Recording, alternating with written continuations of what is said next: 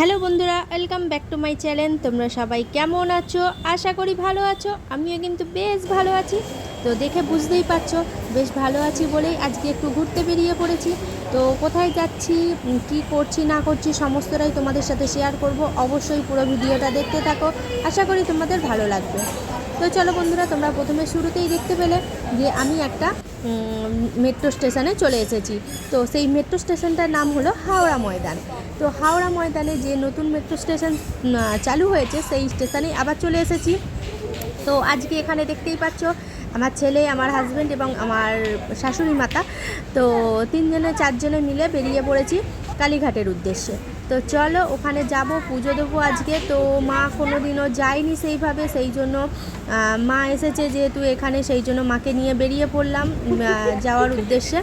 তো যাই হোক, এখানে একটু মজা করে নিলাম। এই যে দেখো আমার হাজব্যান্ড আর ছেলে দুজনে দু সাইডে গালে চুমা খাচ্ছে, তো সেইটাও একটু তোমাদের সাথে শেয়ার করে দিলাম। তো যাই হোক, চলো বকতে বকতে আমরা এখানে চলে এলাম।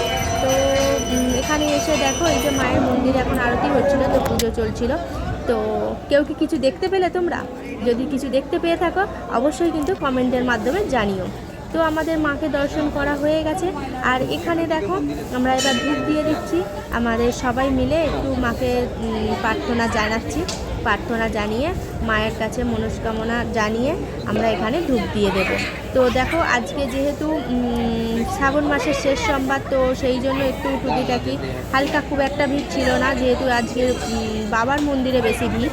তো মায়ের কাছে অল্প ভিড় আছে, খুব একটা নেই বললেই চলে।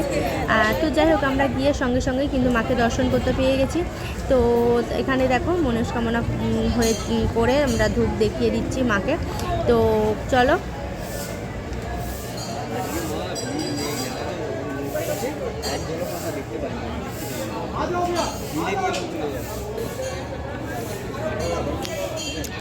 पूरा मंदिर उनको आने दो।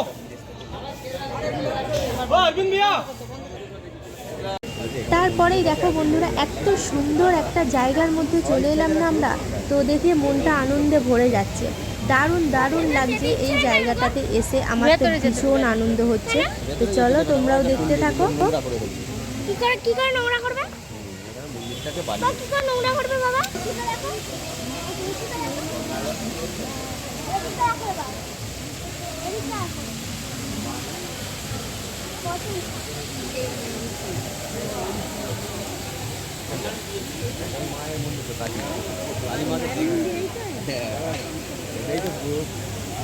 এরকম লং ফং করে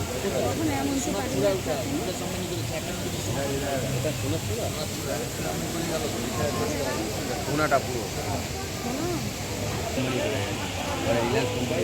ওই তখন হচ্ছিল, এইটাই হচ্ছিল, তাহলে এটা লাগানোর জন্যই হচ্ছিল, একবারে রং টং করে। তো এই যে দেখছো মন্দিরে মাথার ওপরে চূড়াটা, এই যে এখানে কিন্তু পুরোটাই এইটা সোনা দিয়ে। তো সোনা দিয়ে পুরোটাই, আমি জানতাম না, এই সবে জানলাম। এই কিছুদিন আগে নাকি মুকেশ আম্বানি এটা করে দিয়ে গেছে, তার কোনো মনস্কামনা পূর্ণ হয়েছে, তো সেই জন্য সে করে দিয়ে গেছে। তো খুব ভালো লাগছে দেখে। আর তোমাদের কেমন লাগছে অবশ্যই কমেন্টের মাধ্যমে কিন্তু জানিও। আমার তো বেশ দারুণ লাগছে। বেশ কিছুদিন আগে এসেছিলাম, তখন এখানের কাজগুলো চলছিল, পুরোটা কমপ্লিট হয়নি।